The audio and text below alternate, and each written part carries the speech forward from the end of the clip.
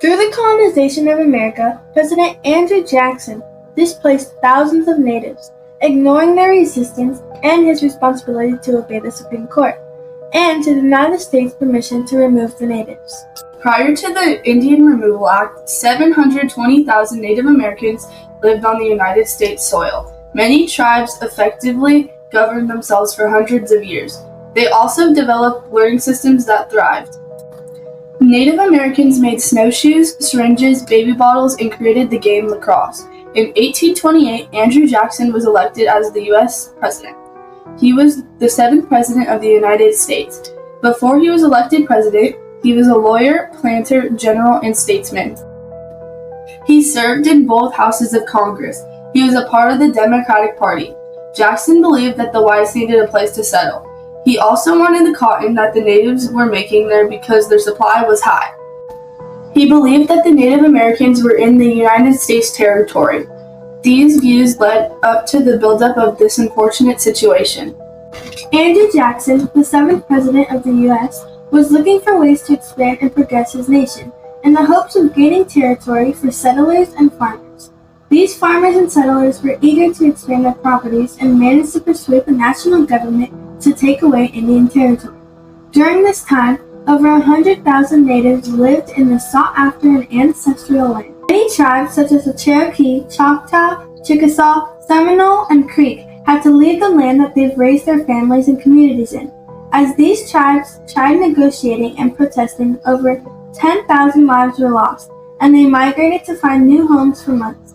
The nation gained over 25 million acres of land and legally kept their stolen territory for 15 years. On May 28, 1830, Andrew Jackson signed a document authorizing the president to grant lands west of the Mississippi in exchange for Indian lands existing state borders. This document was passed by the 21st United States Congress. In reaction to this document, some tribes left peacefully, but not all. Most stayed and fought for their land. At least 18 tribes, or 60,000 Native Americans, were affected by this document. This document was used to force Native Americans out of their homes. It forced migration of many eastern lands. The Cherokee Nation, led by Principal Chief John Ross, opposed the document. Though the United States had no legal right to take away the Native Americans' lands, some Cherokee members agreed to sign the Treaty of New Dakota. Principal Chief John Ross and most of the Cherokee population protested this treaty. Even though the Cherokee members fought against the Treaty of New Dakota, the United States Senate ratified it by just one vote. As a rebuttal, the Cherokee tribe created a petition to protest the illegal signing of this Treaty of Dakota. It had over 2,100 signatures. Sadly, their petition wasn't successful.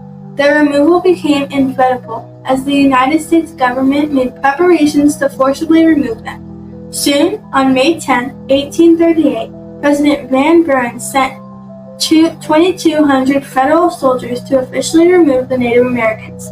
People were herded into the stockade camps like animals. There were lots of long-term effects of the Indian Removal Act. The most common effect of the Indian Removal Act was the loss of homes. About 46,000 people lost their homes. When Native Americans were allowed to come back, they were judged for being a Native American. A lot of tribes lost their identity. Without their land, they could not perform their usual religious ceremonies, cultural activities, and traditions. Level of respect for the Mississippi Band of Choctaw Indians for staying in the area around our homeland. Through a long process of colonization, Choctaw people were eventually forced to give up our lands to the United States, and that wasn't by choice. The last treaty negotiation at Dancing Rabbit Creek was practically at gunpoint. The Indian Removal Act also reduced the conflict between the federal and state governments. The Indian Removal Act was one of the many acts in trying to eliminate people and trying to find gold. Also, 10,000 people died during the removal. Those lives can never be forgotten. The Native Americans weren't treated fairly for a long time after they were allowed to come back. In order for them to be classified as a U.S. citizen, they had to take a literacy test. They also did not have the right to vote until 1962. To this day, some still treat Native Americans poorly. The Indian Removal Act had many short-term impacts. After the laws were passed to approve this act, white settlers considered Native Americans beasts and kept pushing to remove them from their lands. Although many peaceful tribes, such as the Cherokee, calmly protested, violence from American people and government pushed them away. Treaties, agreements, meetings, and compromises were all offered by many tribes that hoped for a chance to keep their land without any unwanted trouble. Instead, the government ignored all of these approaches and forced them to leave, which made immediate changes in their everyday lives. For instance, the effects of removal on American Indian tribes by Claire Sue Kidwell educates people of new resources and lifestyles these tribes had to get used to after the Removal Act. The article states, the introduction of domesticated livestock among the Choctaws in the 1790s provided a new source of food that began to replace the deer and meat in their diet. These native people adapted to their forced environment while trying to fight back and make a living. Immediately after the act, over 100,000 Indians flooded paths, rivers, and trails, such as the Trail of Tears, in order to flee for new unclaimed land. The Trail of Tears was a series of paths that started in 1830 to 1851. Native Indians and enslaved Africans took these paths to find a new homeland. Many violent and unfair attacks were caused by the American government on this very trail, one of which killing 4,000 Cherokee lives. During this time, people lost, left behind, and forgot their historical traditions and ceremonies. According to the Indian Removal Act of 1830 by Tailory in Irvine, the Indian Removal Act is one of the many genocidal actions taken in an attempt to eliminate people and seize its land and gold. This shows how the U.S. government wished for Indian territory for its resources, in hopes that the natives would go away and stop causing issues for the country's growth.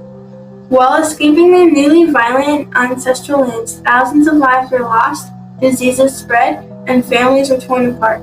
So many were dying that families resorted to giving up their children to trusted friends from other lands, with the hopes of their children living longer, safer, and healthier lives. There are multiple perspectives on the Indian Removal Act. The Cherokee was one of the many tribes who had strong perspective on their removal.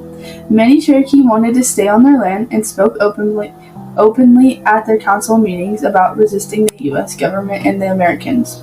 The chief of the Cherokee, John Ross, spoke out on how unfair the removal was. He tried to resist the removal. Other Native Americans agreed to sign treaties because they weren't educated.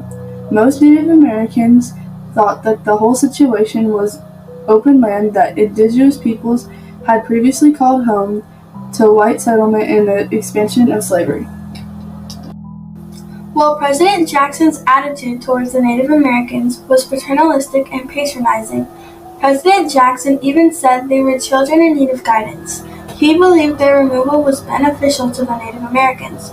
Andrew Jackson had little love for the natives, but in reality, their removal impacted so many Native Americans' lives. Many left without homes, so most natives were pretty angry about the situation. Some Native Americans saw this as an excuse to protest the brutal actions.